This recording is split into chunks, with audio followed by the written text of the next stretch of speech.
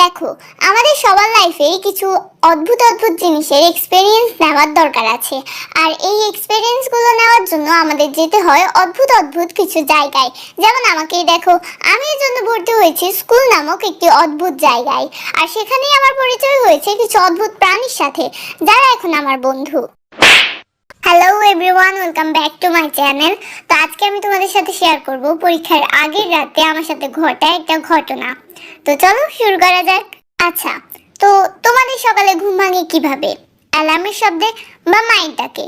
কিন্তু আমার এগুলো দিয়ে কোনো কাজই হয় না। অবশ্য ওই দিন আমার ঘুমটা ভেঙেছিল, কারণ মা ওই দিন অ্যালার্মটা আমার মুখের উপর মেরে দিয়েছিল। যাই হোক, তো আমি উঠলাম, উঠে দেখি জোহরের সময় হয়ে গেছে। আমি ফজরের নামাজ পড়তে পারি নাই। তারপর তাড়াতাড়ি উঠে ফজরের নামাজ কাজা পড়ে ফেলছি। আমার নামাজ পড়তেই হবে, কারণ পরের দিন আমার পরীক্ষা।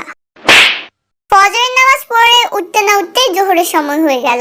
তো আর কি, নামাজ পড়লাম, পড়ে গেলাম মায়ের কাছে। মাকে বললাম, মা ভাত দাও, খিদা লাগছে। তো মাও আমার সামনে খাবার নিয়ে আসলো আর দিয়ে বললো, নে তোর ডিনার।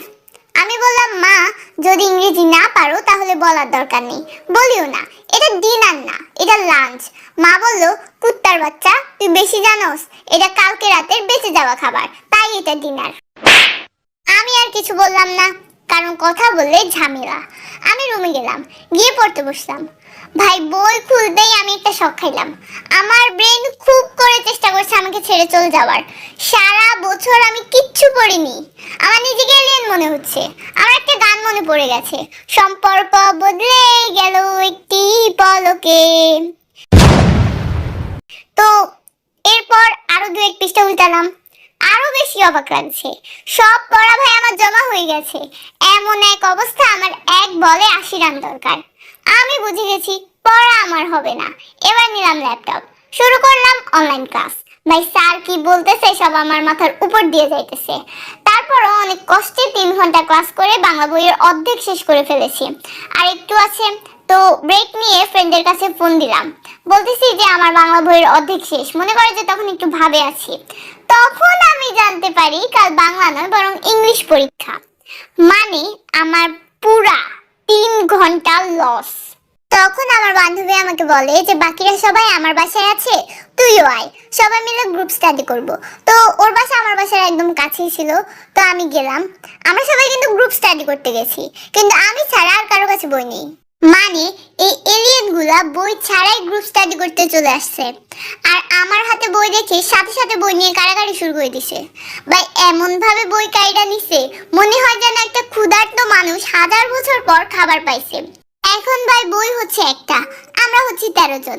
হ্যাঁ, যার বাসায় গিয়েছিলাম সে নিজের বই হারাই ফেলছে, তাই আমার আসতে বলছিল। হারামি একটা। যাই হোক, ওরা বইয়ের 12টা অধ্যায় 12 ভাগ করে ফেলছে। তো প্ল্যান হচ্ছে একজন একটা অধ্যায় পড়বে, পড়ে অন্যজনকে পাস করবে। কিন্তু সমস্যা হচ্ছে আমরা বন্ধু 13 জন। আরেকটা বলে আমি কি করব। আমি বললাম, তুই বসে মশা মাছি মার, বই আনিস না কেন? ও বলে, তোর ব্যাগে আরেকটা বই আছে। আমি বললাম, ওটা আইসিটি বই।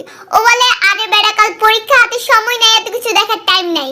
এটা বলে ও ওই বইটা খুলে পড়া শুরু করে দিয়েছে।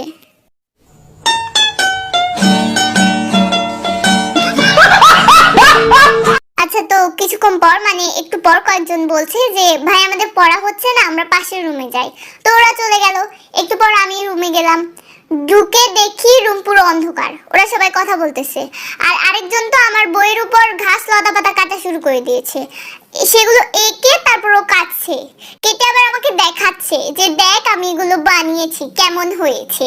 ভাই ওদের পড়ালেখা দেখে বইয়ের ভেতর আইনস্টাইনের চোখ থেকে পানি পড়তেছে।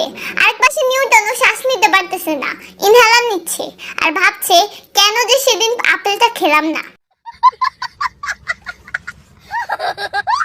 ভাই ওই দিন কোন রকমে স্টাডি শেষ করলাম, করে পরের দিন পরীক্ষা দিতে গেলাম।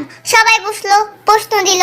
আমরা সবাই ওই হারামিটার দিকে তাকাই আছি যে বলছিল আই দোস্ত আজ গ্রুপ স্টাডি করব, কারণ আজ বাংলা পরীক্ষাও না, ইংরেজি পরীক্ষাও না, আজ হচ্ছে ম্যাথ।